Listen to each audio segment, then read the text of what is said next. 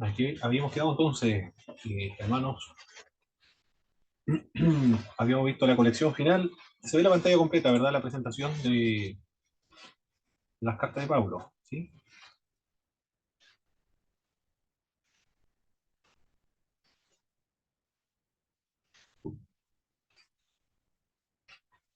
Ya,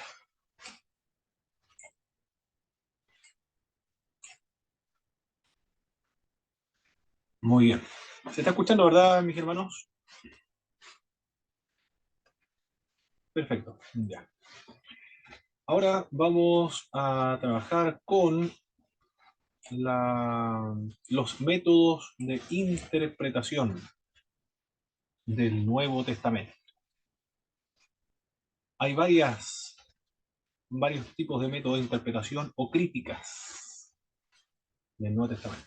Entre estas están la crítica textual. ¿Qué es lo que hace la crítica textual? La crítica textual compara y contrasta las diversas copias del Nuevo Testamento griego como las antiguas versiones y citas de la Biblia o del Nuevo Testamento. Lo que han pasado de introducción al Nuevo Testamento. ¿Cuáles son? ¿Me podrían indicar aquellas copias o manuscritos, por favor, del Nuevo Testamento antiguo o códex también?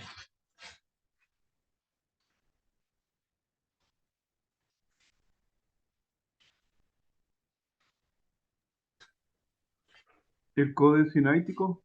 Muy bien, ya esos son manuscritos. Esas son copias, copias en griego del Nuevo Testamento. Muy bien, copias. Y también hay antiguas versiones de la Biblia. ¿Me podrían listar, por favor, algunas versiones antiguas de la Biblia?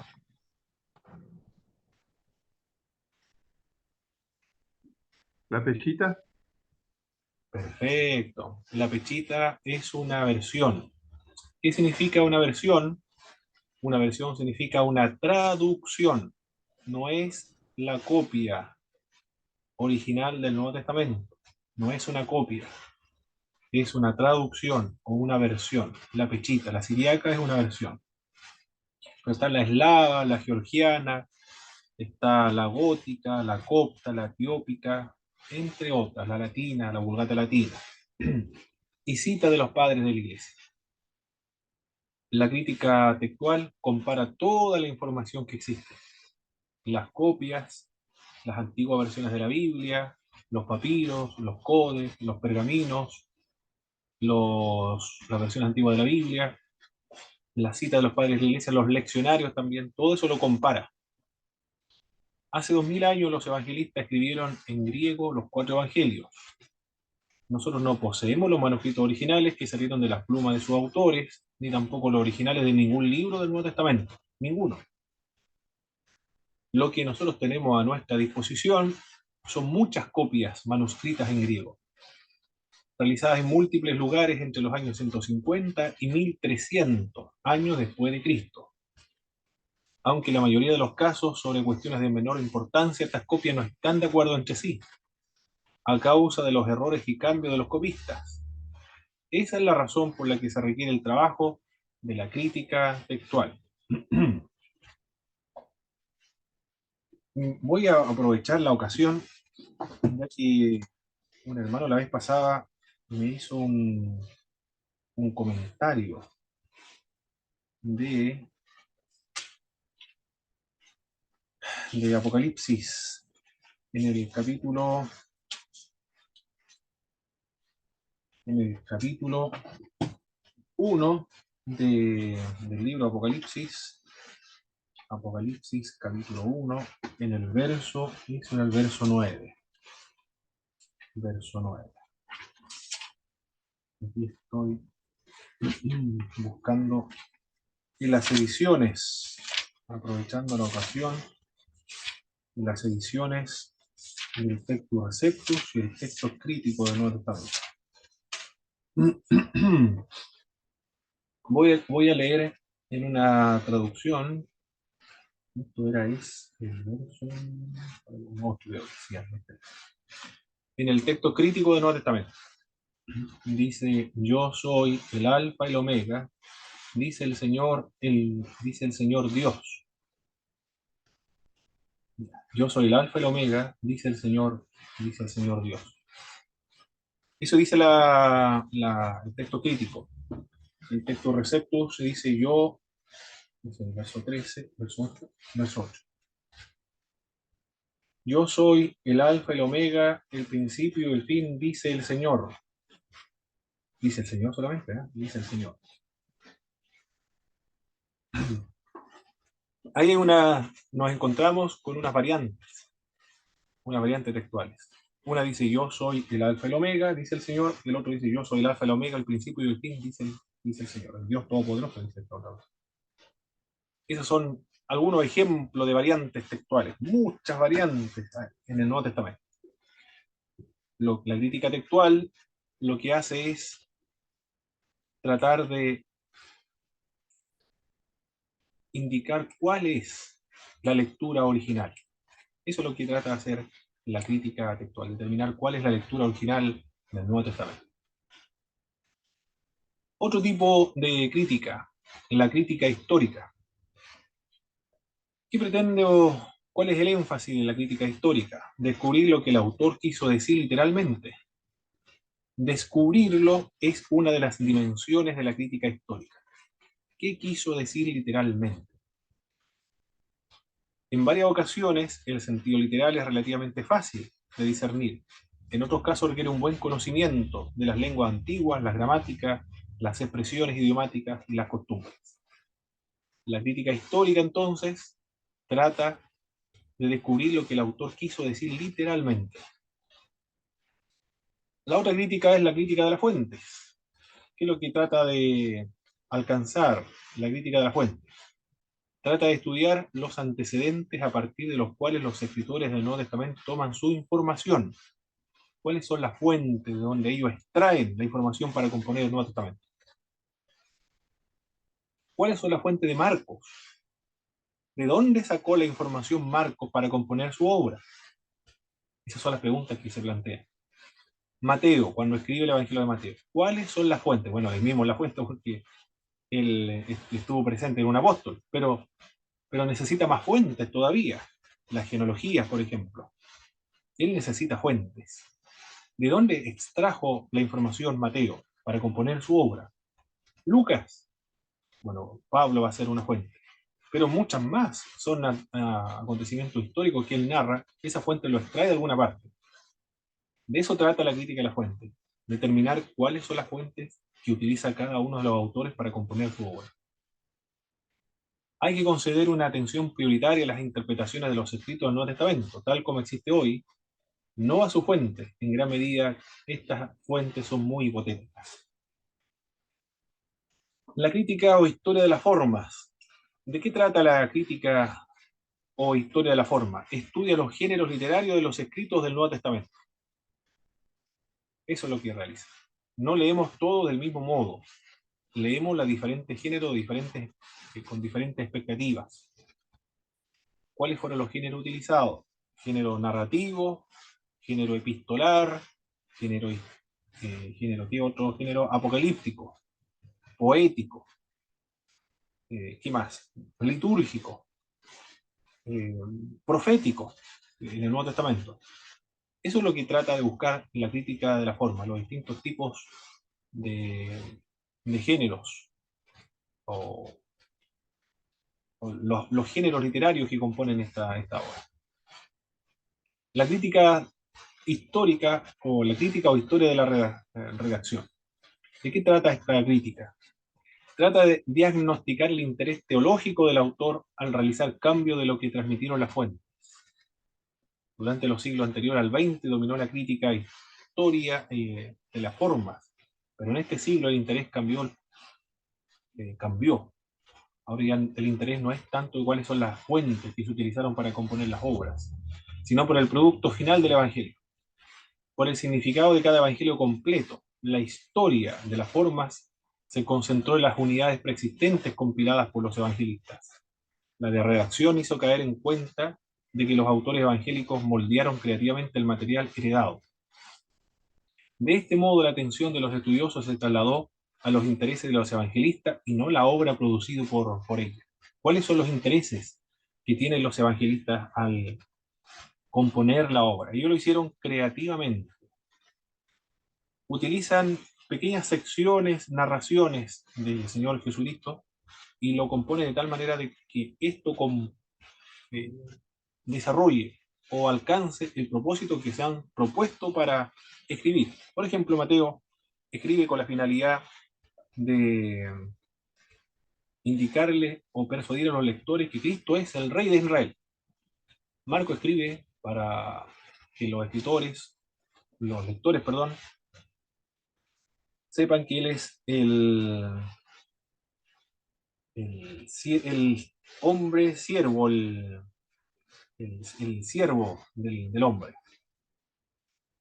Lucas, que es el hombre perfecto. Juan es el Hijo de Dios. Y así. Esa es la crítica o historia de la redacción. Trata de diagnosticar el interés teológico del autor al realizar cambios en lo que transmitieron las fuentes. La crítica canónica examina el texto en cuestión a la luz del Nuevo Testamento completo e incluso de la Biblia entera, dentro de la cual otros libros o pasajes ofrecen perspectivas complementarias. Hay varios métodos de interpretación. Está también el estructuralismo. ¿De qué trata el estructuralismo? Bueno, estos métodos estructuralistas del Nuevo Testamento hay un trabajo que lo realizan los expertos, los especialistas, la gente común y corriente. Para elaborar un sermón, por ejemplo, no va a utilizar estos tipos de métodos que son realmente complejos. Los especialistas realizan esto. Pero lo menciono, y lo menciona el libro de texto también, porque se utiliza al estudiar el Nuevo Testamento. ¿Qué es lo que hace el estructuralismo? Saca a luz las estructuras más profundas, de modo que pueda percibirse el texto como un todo coherente. El estructuralismo también se conoce como semiótica. Se concentra en la forma final de las obras neotestamentarias. La estructura que se detecta no es el esquema que salta a la vista, puesto que las estructuras más profundas no están aparentemente en la superficie, para ayudar a generar el texto. Sean captados conscientes por el autor. Los estructuralistas proponen esquemas extremadamente complejos, muy complejos, extraordinariamente complejos.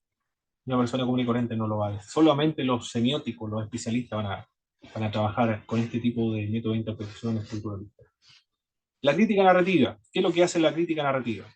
Distingue entre el autor real, es decir, la persona que escribió en realidad, del autor implícito, aquel que puede deducirse de la narración. El que está escribiendo es Mateo, pero el autor implícito, el que está narrando, el que está citando, por ejemplo, una parábola, es el Señor el que está narrando una parábola, por ejemplo. A eso se refiere entre el autor real y el implícito. La diferencia entre los lectores reales, es decir, aquellos que lo leyeron en el siglo I, y los otros que oyeron realmente lo escrito, e incluso los que lo leen hoy día, y de los lectores implícitos, los tenidos en mente por el autor al escribir. ¿A quién tenía en mente el autor cuando escribió este libro? ¿Y quiénes realmente lo leyeron y hoy día? ¿Quiénes los leen? De eso trata la crítica narrativa. La crítica retórica analiza las estrategias literarias empleadas por el autor para hacer efectivo su relato. ¿Qué estrategia utiliza el autor? La crítica retórica presupone que el texto escrito descubre los contextos tanto del autor como del lector. Por eso los contextos históricos, geográficos, políticos, religiosos. Por lo que se preocupa no solo de los fines y métodos del escritor, sino también de los intereses, los valores y las emociones de los lectores. También el trabajo de la crítica retórica. La crítica social estudia el texto como reflejo de y como respuesta al entorno social y cultural en el que fue producido. La crítica social considera el texto como una ventana hacia un mundo en el que las voces y puntos de vista compiten entre sí. Grupos de diferentes talantes políticos, económicos, religiosos, diversos, conforman el texto de modo que se orienta hacia sus preocupaciones particulares.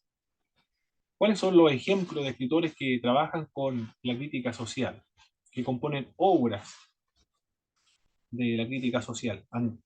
José Antonio Pagola, por ejemplo, Javier Picasa, la teología de la liberación, la teología de la revolución, las teologías asiáticas, las teologías feministas, las teologías indigenistas, africanas, son ejemplos acerca de este acercamiento del Nuevo Testamento de la crítica social. Ellos señalan que al estudiar las Sagradas Escrituras se pueden extraer principios para ser aplicados en el contexto social en el cual nosotros nos encontramos, de la marginación, de la opresión. De esos temas están hablando los que utilizan esta crítica social para componer obra o para interpretar las Sagradas Escrituras o darle lectura a la palabra de Dios. La teología de la revolución, de la liberación feminista, asiática, africana, entre otras, este es un método de interpretación de la Biblia, del Nuevo Testamento, de la crítica social. Otra visión, otra interpretación de la visión de conjunto, combina las diferentes aproximaciones o métodos o lecturas o acercamientos al Nuevo Testamento, de modo que no se aplique un solo método de manera exclusivista o exclusiva. Los investigadores que utilizan diversos métodos críticos complementariamente descubrirán un sentido mucho más completo de los textos bíblicos. Es realmente un trabajo extraordinario lo que hacen aquella persona que utiliza todos estos tipos de métodos de interpretación de la Biblia, pero un trabajo. Esos son los teólogos hacen este trabajo. Javier Picasa, por ejemplo, los de la teología de la liberación, Gustavo Gutiérrez, Leonardo Boff, John Stott también, por ejemplo, Miguel Bonino también, tratan o trabajan con estos distintos tipos de acercamiento de la interpretación de la Biblia.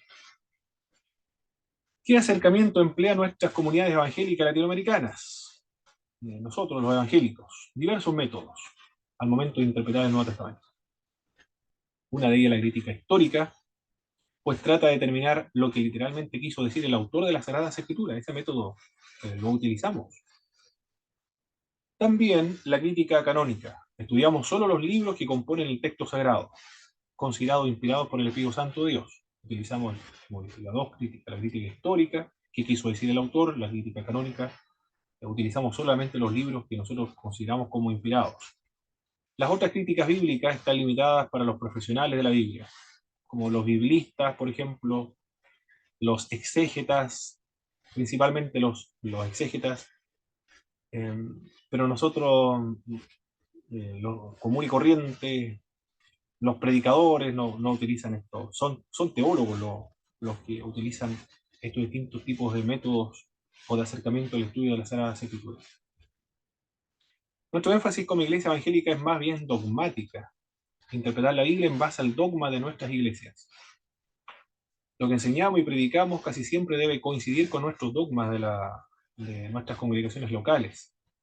Aquellos que no son tan fieles con el dogma de la iglesia enseñan y predican en base a lo que han escuchado en los medios de comunicación, en internet, en YouTube, etc. Si el predicador es fervoroso, un gran manejo de la audiencia y del escenario, aunque sea una herejía, su enseñanza es aceptada y difundida en la denominación. En otras palabras, existe casi nula crítica en nuestras iglesias en cuanto al acercamiento del estudio de las Sagradas Escrituras, porque esto ya requiere otro trabajo más desarrollado, más académico. Los especialistas son los que utilizan este tipo de acercamiento, método de interpretación de la Biblia. Ya, de ahí acabamos o terminamos con la primera parte de lo que teníamos que ver de la introducción al Nuevo Testamento, y ahora inmediatamente nos vamos con la segunda parte. Bien, esta es la clase número 2 ahora. Aquí estamos. Cualquier pregunta, duda que tengan a medida que vamos avanzando la clase, mis estimados hermanos, no tengo problemas de plantearlo, activar el micrófono, interrumpir la clase sin ningún problema. La inspiración, ¿cómo leer el Nuevo Testamento? Ahora, aunque ya hemos trabajado con la inspiración de la Biblia, en la introducción a la Biblia, conviene continuar profundizando un poco más en la introducción del Nuevo Testamento, acerca de la inspiración. Hay 4 posiciones en cuanto a la inspiración de la Biblia. Algunos, algunos mantienen, aquí sigo utilizando el libro de texto que estamos trabajando, que es de Raymond Brown. Algunos mantienen que la inspiración de las escrituras es una creencia teológica piadosa sin ninguna validez. Eso es lo que opinan los que son más acercados al racionalismo, ¿ah?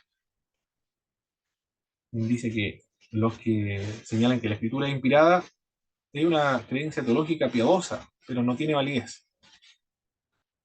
Mucha de la crítica que se produjo en Alemania a finales del siglo XVIII y durante el siglo XIX fue una reacción a la teología tradicional. Hay muchos estudiosos hoy, profesores del Nuevo Testamento, que atacan la interpretación literalista de la Biblia, negando cualquier estatus religioso especial de los escritos del Nuevo Testamento. Estos especialistas son los racionalistas, los liberales, o los modernistas. Los conservadores siguen considerando la Biblia como inspirada por el Espíritu Santo Dios, inerrante e infalible, y la única fuente de autoría, no la razón, sino la Biblia y la revelación. Muchos intérpretes consideran que la referencia a este concepto es totalmente inapropiado en el estudio científico de las escrituras. Así dicen algunos, ¿eh? Cuando se estudia las Sagradas Escrituras y se habla de inspiración, eso no es apropiado cuando se habla de la Biblia. Imagínense la postura de estos que estudian el Nuevo Testamento, ¿eh? No es apropiado hablar de inspiración cuando se estudia la Biblia. No se debe estudiar con el preconcepto de que es inspirada por el Espíritu Santo. Eso es totalmente inapropiado para los especialistas. Y una postura, esa es una posición en cuanto a la inspiración de la Escritura. El otro método es el bíblico literalista. Hacen de la inspiración divina un factor tan importante que las limitaciones de los autores humanos resulta irrelevante. Es lo que la posición nuestra, lo que creemos nosotros.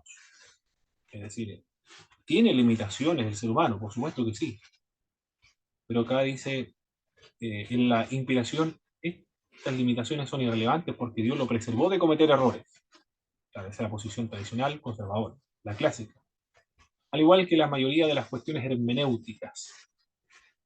Dios conoce todo y se comunica por las escrituras. Por ello la Biblia responde a problemas de toda época, e incluso aquellos nunca imaginados por los autores humanos. Eso no es lo que opinamos, no es lo que opina todo el mundo, lo que opinan los conservadores, ¿eh?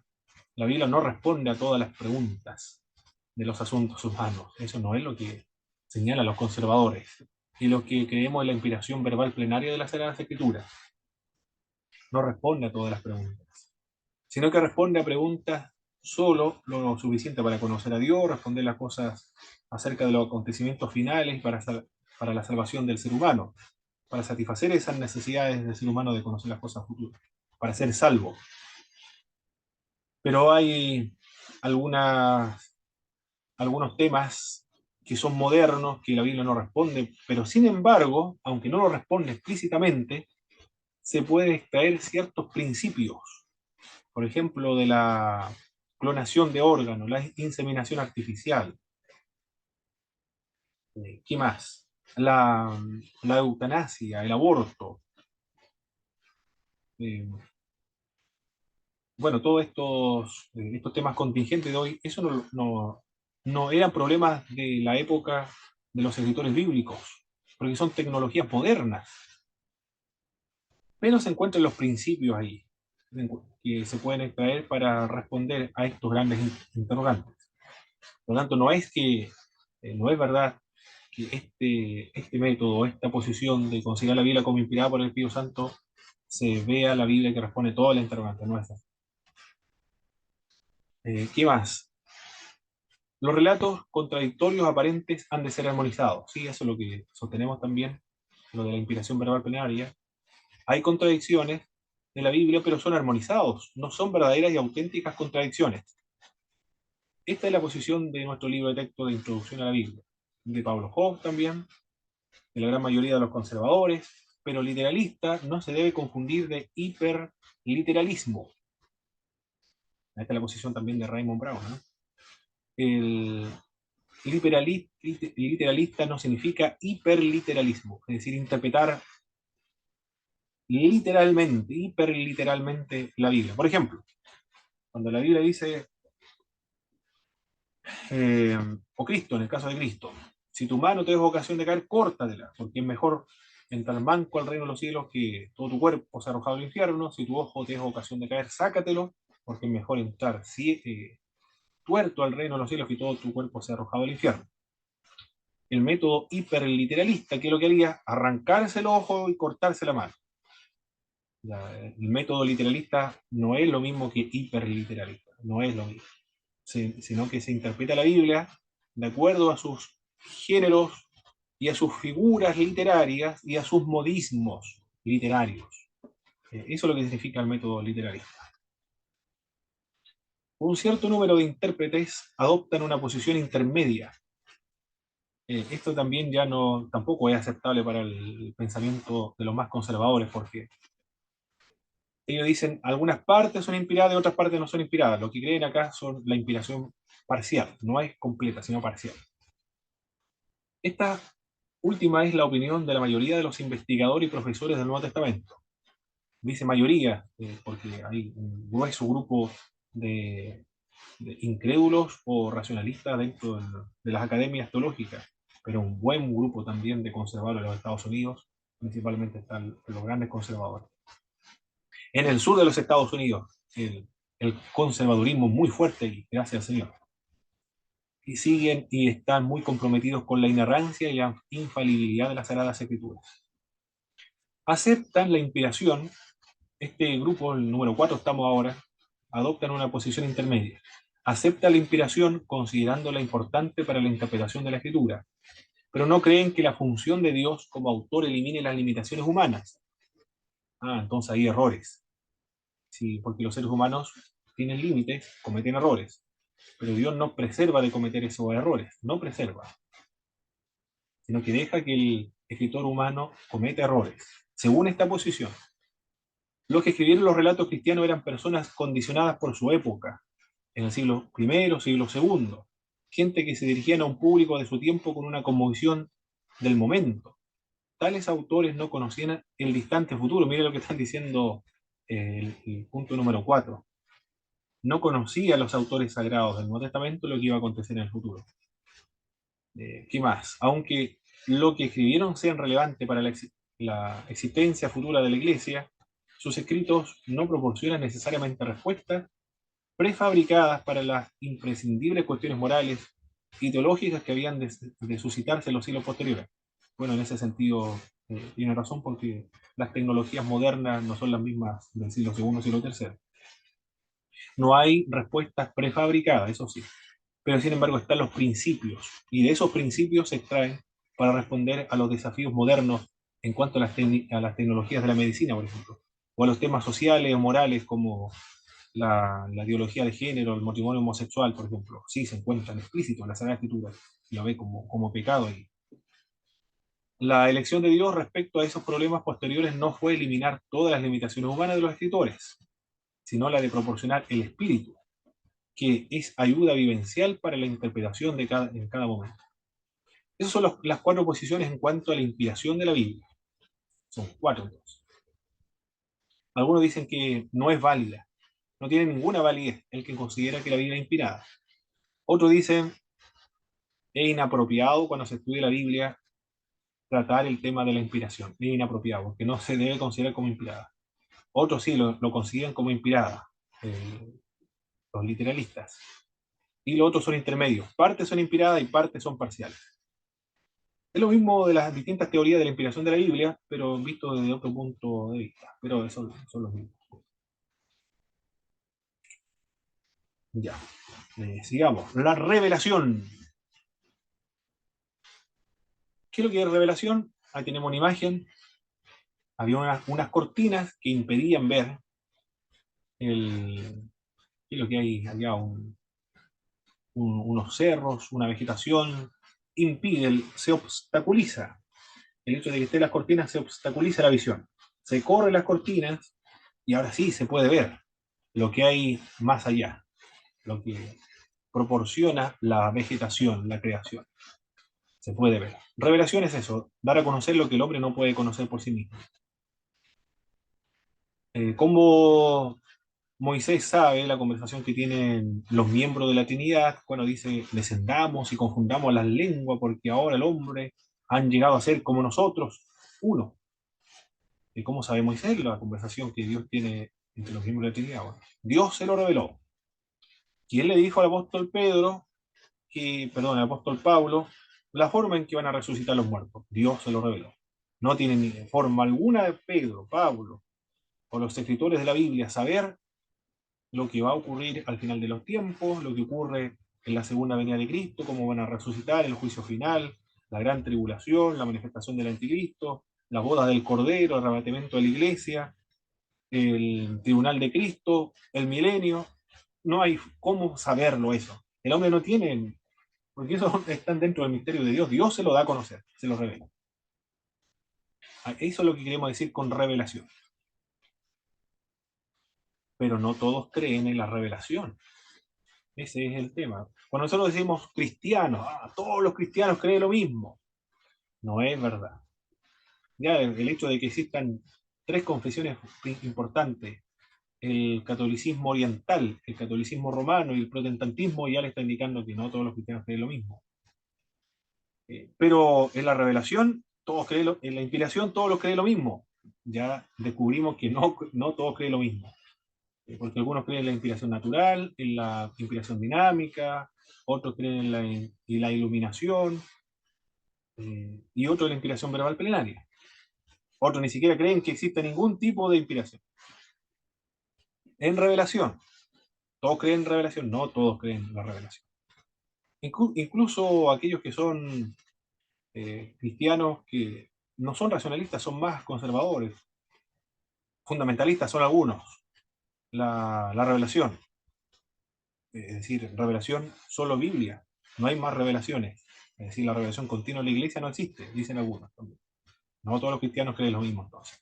Por eso que hay que precisar, hay que definirlos con exactitud para ver los distintos tipos de enfoques acerca de este tema de la revelación. Los cristianos radicales, cuando hablamos acerca de cristianos radicales, ¿qué queremos decir? Que son extremistas. No sé si aplicarle el término de cristianos.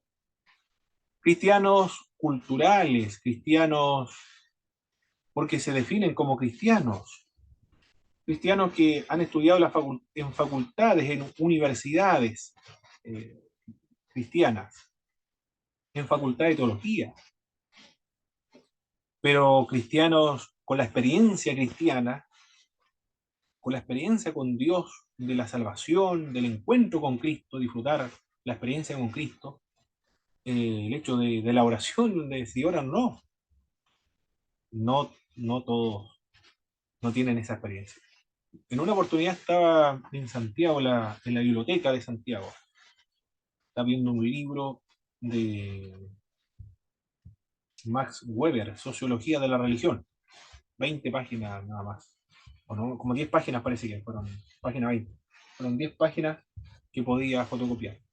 Después me lo compré porque no, eran muy pocos para poder fotocopiar.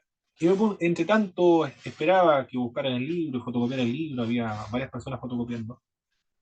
Me puse a conversar con una persona y, y me dijo, ¿qué estudiaba? Yo le dije, hago clases en un instituto bíblico. Yo conozco a uno que está estudiando en una facultad, me dijo. Teología, está estudiando teología.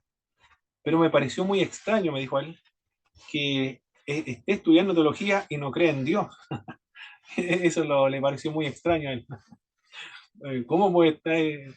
Incrédulo él, ¿eh? O quizás tenga alguna creencia, pero no iba a ninguna iglesia.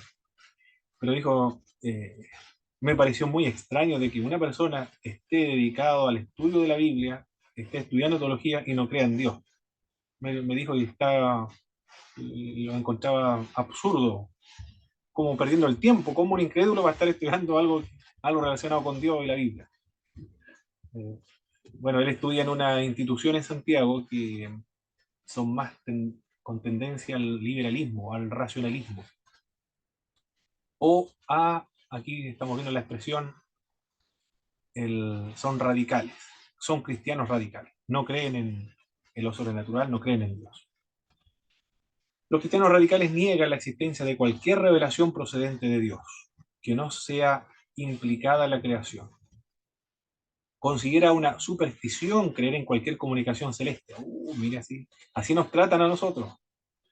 Nosotros creemos en la Biblia, que Adán y Eva que están en el huerto del Edén, cayeron, la serpiente habló. No, eso es una superstición. A nosotros nos dicen, ustedes creen que Cristo resucitó de los muertos, pero eso es imposible. ¿Cómo alguna vez nadie ha resucitado entre los muertos? Ustedes son muy supersticiosos. Ustedes creen en una superstición. Increíble, se burlan de nosotros por creer en la resurrección de Cristo, en los ángeles, en demonios.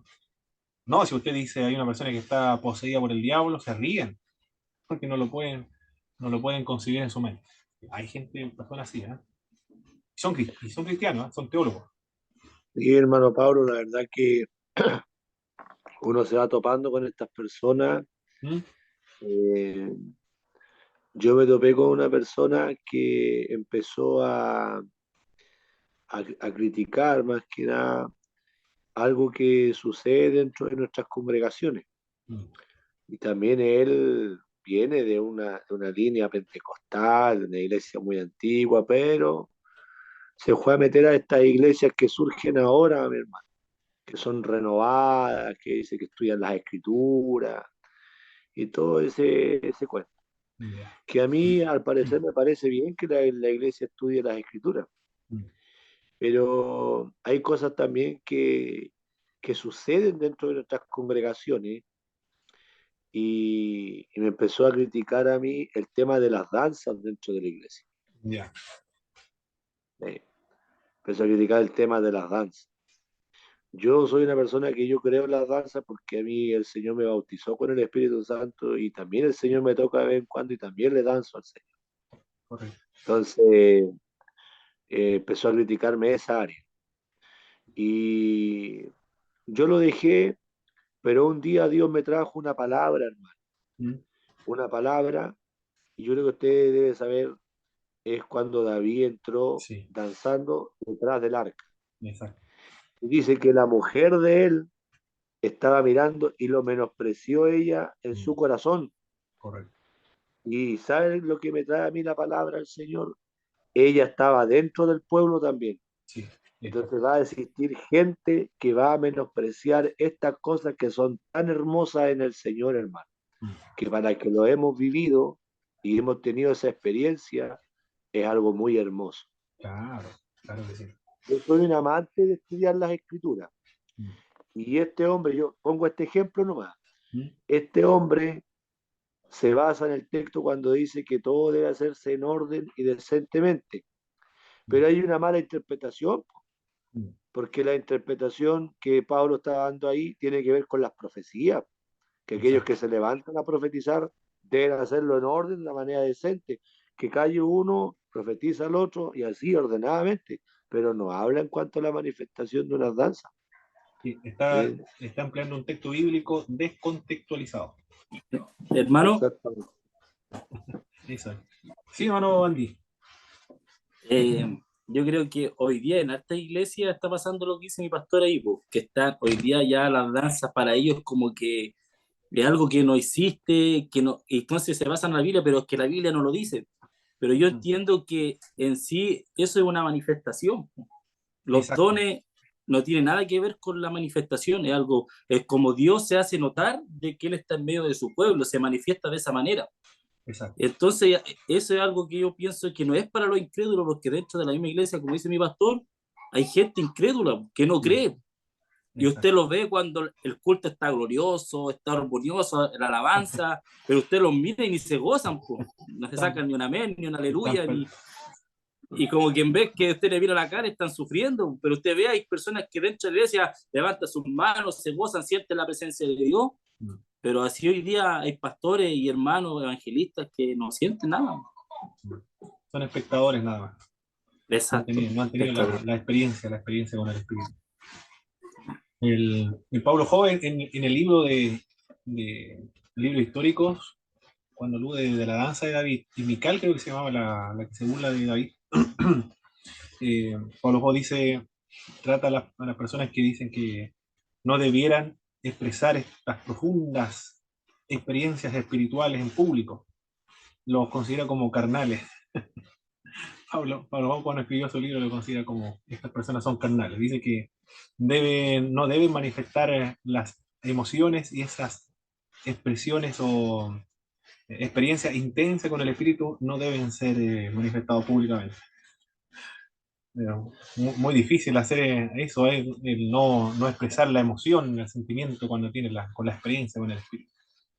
Si los montes temblaban cuando cayó la gloria de Dios, o la tierra en los salmos, cuando hablan metafóricamente, expresando que hay un ser humano que tiene a Dios, tiene el espíritu de Dios, debe expresarlo de alguna manera.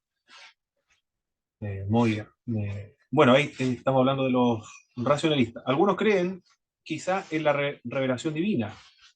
No conceden a esta ningún papel en la interpretación, al igual que tampoco permiten que se entrometa el concepto de la inspiración. La escritura contiene ideas condicionadas humanamente, y es la lógica más que la fe la que determina si deben ser aceptadas o no. Lo que están diciendo, ¿no? ¿Cuál es la autoridad entonces para este segundo grupo, el punto 2? La autoridad para asuntos de doctrina y de fe no es la Biblia, sino que es la lógica. Tenemos un problema ahí, un serio problema. Ya no es la Biblia, ya no se pueden clasificar como evangélicos, porque los evangélicos son la escritura, la máxima autoridad y de conducta para los cristianos es la Biblia. Pero si ya decimos que no hay que creer todo lo que la Biblia dice, si esta no va o no tiene armonía con nuestra lógica. ¿Cuál es la autoridad ahora? La lógica.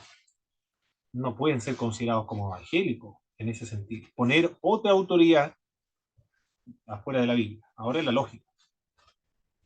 Este es el enfoque más racionalista, la autoridad suprema de la interpretación de la Biblia, la razón.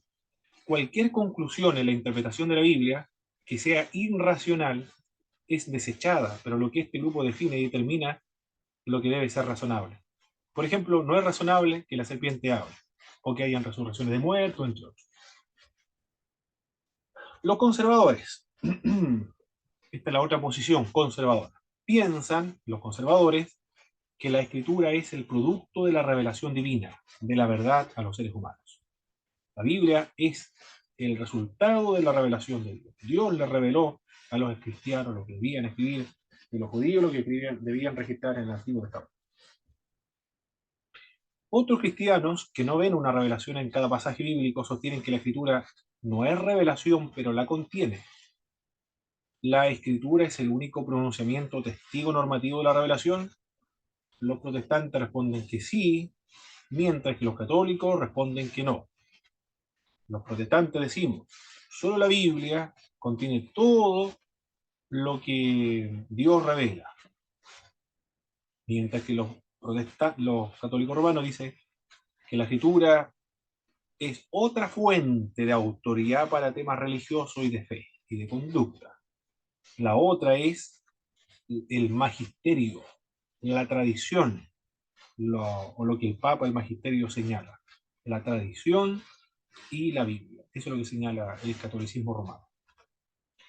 Raymond Brown indica que la revelación se cerró con la muerte del último apóstol. No hay razón para creer, sin embargo, que Dios haya cesado de guiar el desarrollo de la comprensión de tal acción. Ciertamente el papel subsiguiente del espíritu de la historia humana es la historia de la Iglesia y de sus pronunciamientos en los escritos de los padres y teólogos, entre la tradición que incluye la interpretación post-escrituraria de la acción salvífica de Dios descrita en la Biblia. En otras palabras, lo que Raymond Brown está diciendo es que lo que nosotros le denominamos iluminación es otra obra del Espíritu en los creyentes para captar el significado del texto sagrado. En el protestantismo esa iluminación es patrimonio universal de todos los creyentes. Nosotros decimos, todos los creyentes, por ser creyentes, hijos de Dios, porque han nacido de nuevo, el Espíritu de Dios le ilumina para entender y comprender la verdad y aplicarla a su vida personal, sin necesidad de un mediador. Personalmente, bueno, el énfasis del protestantismo es el individualismo. La salvación personal, decimos nosotros. En el catolicismo romano se limita al magisterio. ¿Quiénes son los que gozan de la iluminación, el patrimonio de la iluminación? El magisterio, es decir, la curia romana y el papa. Lo que ellos determinan y lo que interpretan del texto sagrado por la obra del Espíritu Santo, solo a ellos, eso es la verdad.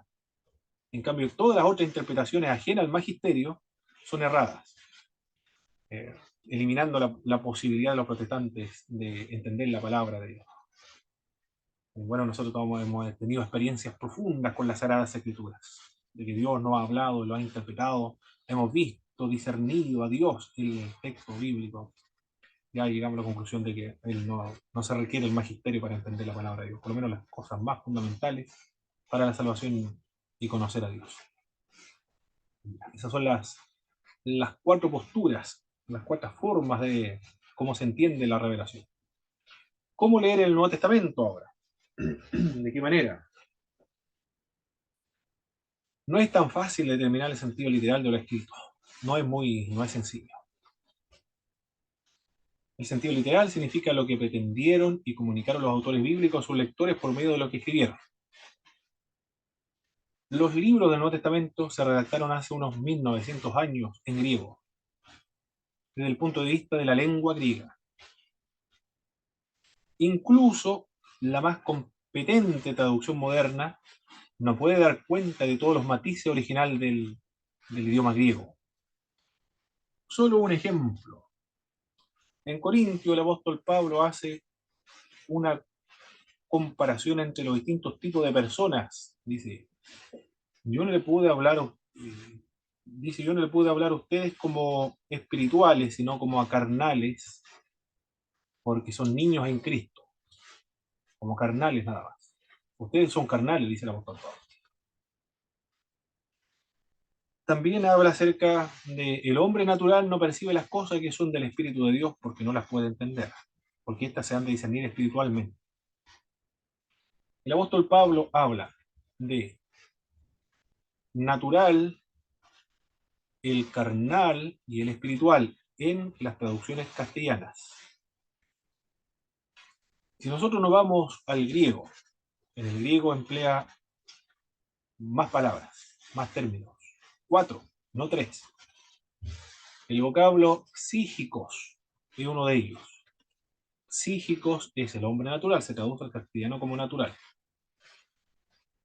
La otra persona es el neumáticos, que viene de neuma, espíritu. Neumáticos, el espiritual. El otro es el carnal. El vocablo griego es sárquicos, el carnal. Sark, carne, sárquicos, carnal. Y emplea otro término, que no se traduce al castellano, se traduce como carnal igual, que es el sarquinos. La diferencia es una N nada, sárquicos, sarquinos. El psíquicos es el natural, neumáticos es el espiritual, sárquicos es el carnal, el incrédulo que vive conforme a la carne, y el sarquinos es la persona que es creyente, pero que vive y actúa como si fuera carnal. Eso no lo logra transmitir. Ese matiz no lo logra dilucidar o traducir la lengua castellana. Eso es lo primero que se debe comprender. Hay una limitación en cuanto al idioma. Es otro idioma en el cual se escribe la Sagrada Escritura. Aunque sea la mejor obra, la más competente traducción moderna de la Biblia, nunca va a poder dar cuenta de todos los matices del idioma original, el griego. Desde el punto de vista de la cultura y el contexto, los autores y su público tenían una cosmovisión muy distinta a la nuestra, un trasfondo diferente, conocimiento diferente, diferentes supuestos sobre la realidad. Diferente a los nuestros, nosotros somos occidentales, influidos por lo menos no todos, pero la gran mayoría de latinoamericanos, por el dualismo filosófico griego. que ni siquiera es parte de la cultura bíblica, donde lo espiritual es bueno, lo material es lo malo, donde hay un divorcio de lo natural con lo espiritual. Mientras que en la cosmovisión bíblica es holística. Todo está sincronizado, relacionado, integrado en un todo coherente. No se puede separar lo espiritual de lo natural. Ya es otro ejemplo de que es otra cultura la que escribieron las Sagradas Escrituras de otra época. A sus lectores. Los lectores pertenecen a otro siglo, pertenecen al siglo I y segundo después de Jesucristo. ¿En qué grado entendían esos lectores lo que estaba escrito? No podemos responder con certidumbre cómo entendieron las primeras comunidades lo que se les escribió. Eso no lo podemos saber. No hay seguridad. Lo que pretendieron y comunicaron los autores bíblicos también. Eso es lo que se trabaja al momento de leer literalmente el Nuevo Testamento. Después de la lectura literal del Nuevo Testamento, hay un significado más amplio. Hay un significado mucho más allá del literal. El sentido pleno por el reconocimiento de la función de Dios como autor. Por eso es que hay más allá. Pero no solamente eso ocurre con la Biblia. Es un fenómeno escritural, es un fenómeno literario. Porque la Biblia es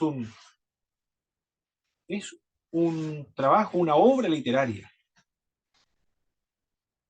Cuando muere el autor, el texto se independiza del autor.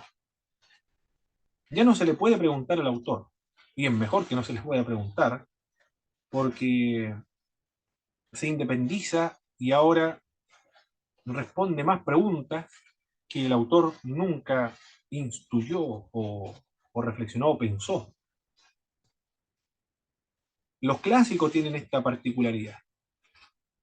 Hablan de temas universales y hablan a todas las épocas, de distintos modos. Todo lo pueden entender y disfrutar de esa lectura y aplicarlo a su respectivo contexto. La Biblia es un fenómeno literario, es un texto literario. Por eso, por eso que tiene un significado más amplio, más allá del literal. Como resultado de la función activa de Dios, al producir la escritura, no es lógico proponer que más allá del sentido literal procurado y transmitido por los autores humanos, exista un sentido más completo y pretendido por Dios. ¿Cuál es ese sentido más completo y pretendido por Dios? Hablarnos a nosotros, al siglo XXI, a los que viven acá en Chile, o en el sur de Chile, o en cualquier parte de Chile.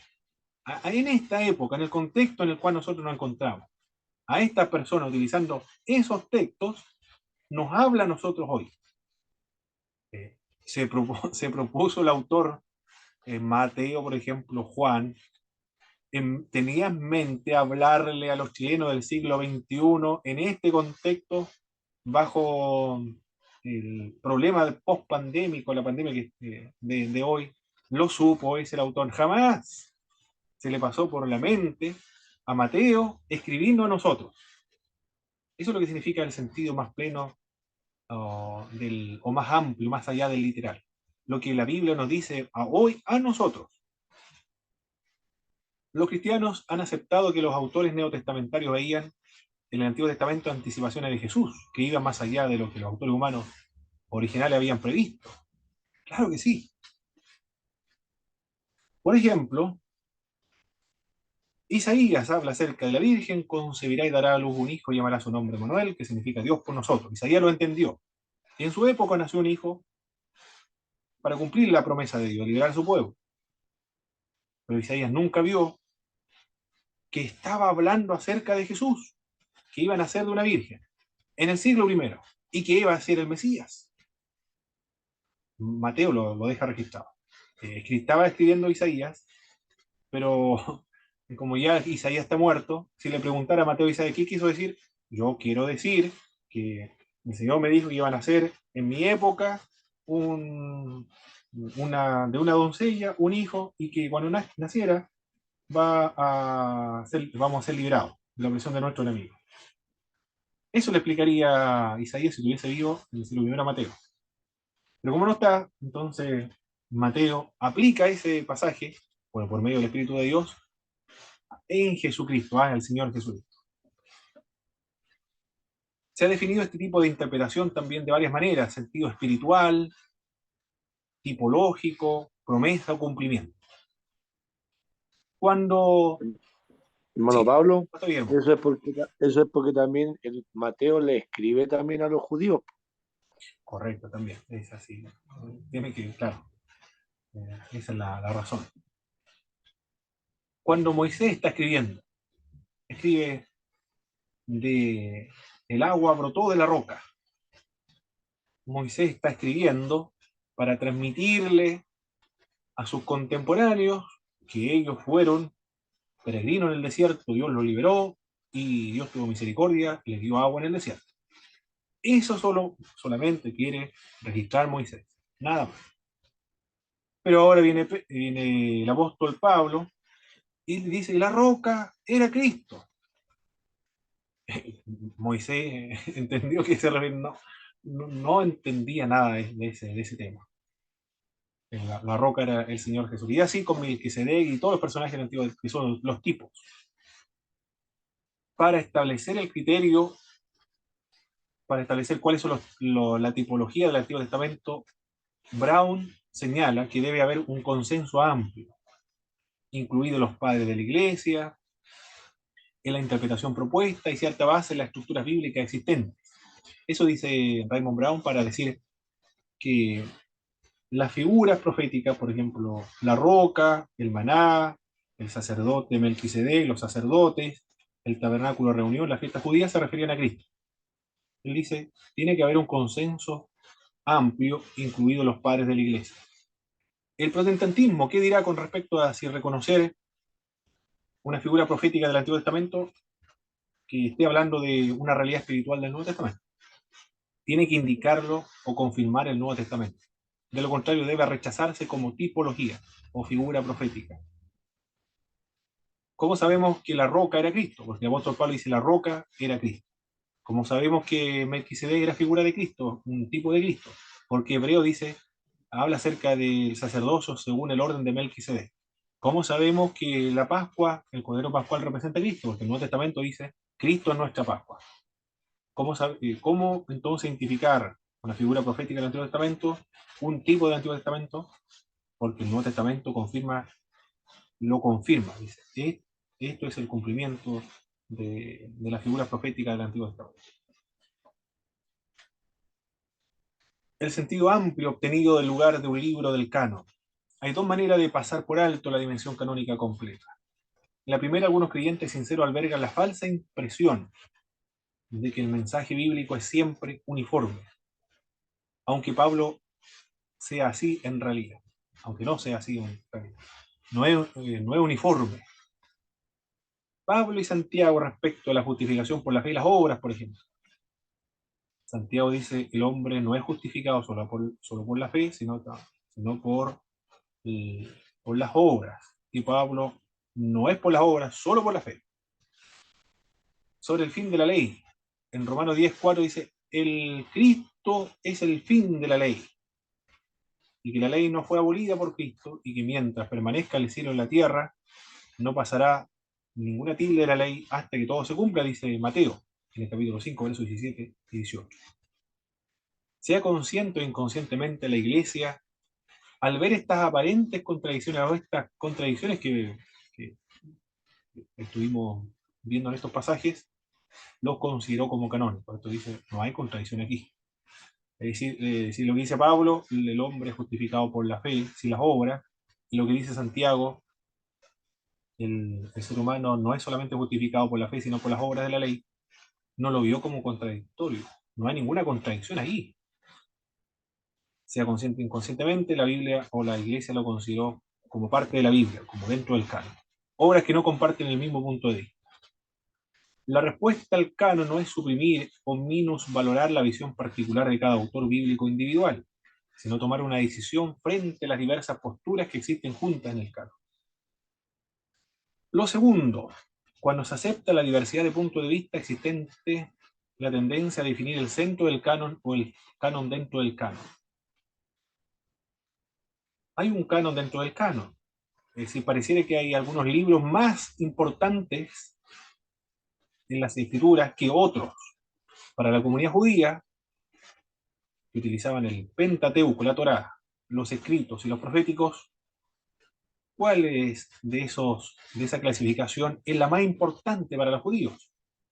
La Torá, los profetas y los escritos.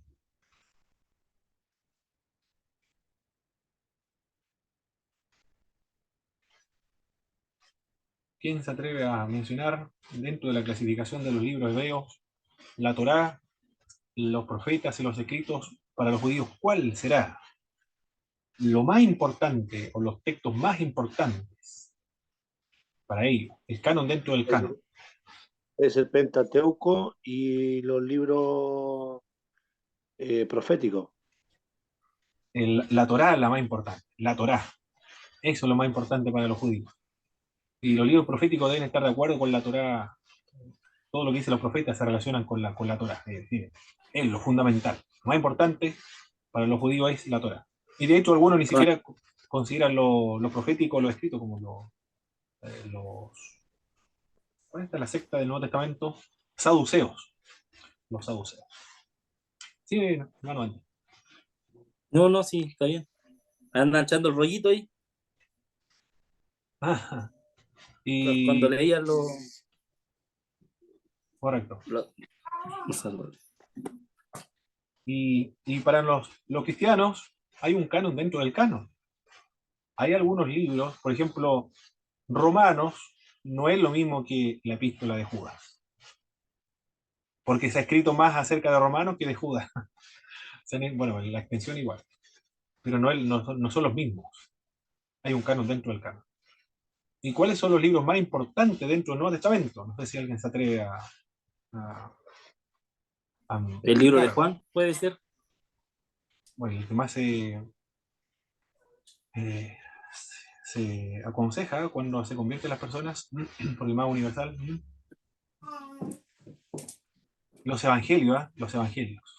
El libro de Juan. Sí, los evangelios también. Los primeros, de hecho, los primeros 4 libros del Nuevo Testamento son los más importantes. Los evangelios, el canon dentro del canon. Porque hablan acerca de Jesucristo, la vida de Jesucristo. Cristo está ahí presente. Es decir, por eso son los fundamentales esos libros. De eso se trata de un canon dentro del canon. De un sentido amplio obtenido del lugar de un libro del canon. Sentido amplio a partir de las lecturas posteriores. Una vez que se ha escrito su obra, entra esta en un diálogo con sus lectores, incluyendo los futuros lectores. Una vez compuesto un texto, no permanece bajo el control del autor y nunca puede ser interpretado 2 veces de la misma manera. Nunca un texto puede ser interpretado de la misma manera, porque son personas de otras épocas, de distintas épocas. Por ejemplo, nosotros leemos y el esclavo obedezca a sus amos. ¿Cómo lo interpretamos actualmente nosotros, hermano, ese pasaje bíblico? Y el esclavo obedezca a su amo.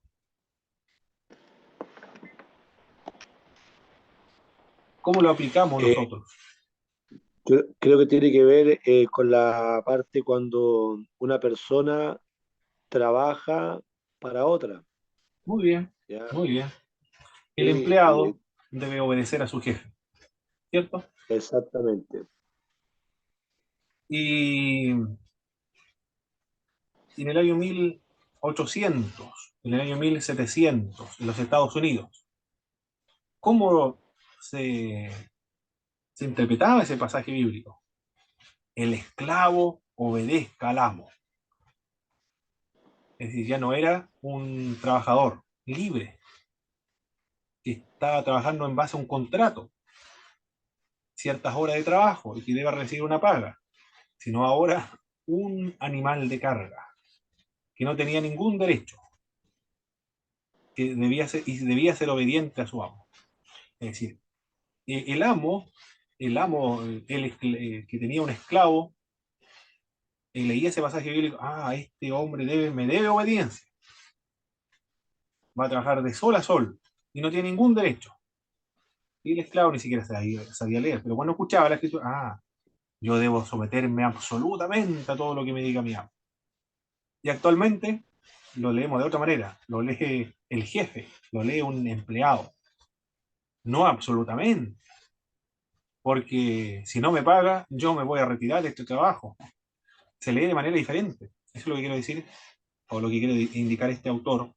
No se lee en distintas épocas y las personas del mismo modo. Una vez compuesto un texto, no permanece bajo el control del autor. Nunca puede ser interpretado dos veces de la misma manera.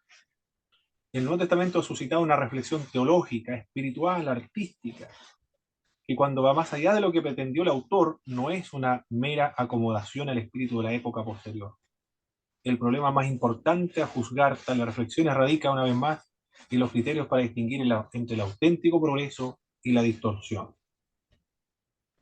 Cuando el apóstol Pablo decía, eres libre, consíderate esclavo de Jesucristo. Eres esclavo, consíderate libre en Jesucristo.